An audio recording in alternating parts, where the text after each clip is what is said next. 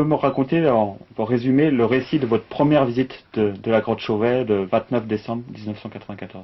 J'ai eu un coup de fil de mon collègue, le conservateur régional de l'archéologie pour la région Rhône-Alpes, M. Jean-Pierre Doga, qui m'a annoncé la découverte d'une grotte, donc qui, d'après ce qu'on lui avait dit, était très importante. Alors j'y suis allé, en voiture, 400 km depuis chez moi, et c'était le 28 décembre, donc Vallon-Pont d'Arc n'était pas très animé à ce moment-là, c'est le moins qu'on puisse dire. Et le lendemain, à 9h30 je crois, nous nous sommes rencontrés, les autres venaient de Lyon, et nous sommes montés à la grotte avec les trois découvreurs, un de mes collègues, Bernard Gély, qui venait également de Lyon, et Jean-Pierre Doga. Et d'abord, j'ai été très surpris parce que cette entrée, c'était une entrée très difficile, que les hommes préhistoriques n'ont pas emprunté. La falaise s'était effondrée et finalement Chauvet et ses amis ont trouvé un passage très étroit que personne n'avait emprunté avant eux et qui donnait dans la voûte de la grotte, dans le plafond.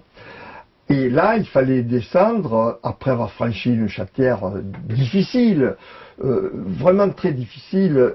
On arrivait au bord d'un puits et on descendait 8 ou 10 mètres à l'échelle spéléo.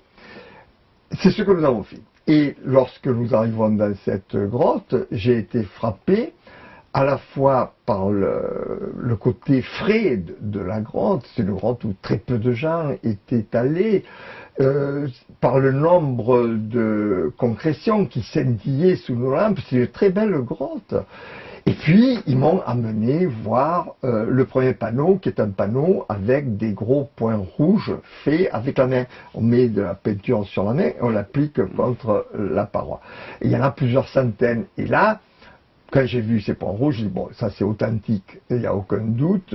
Il y avait des concrétionnements, et puis bon, on voyait bien que c'était très très vieux. Et puis, nous avons visité cette grotte, on y a passé 6 heures.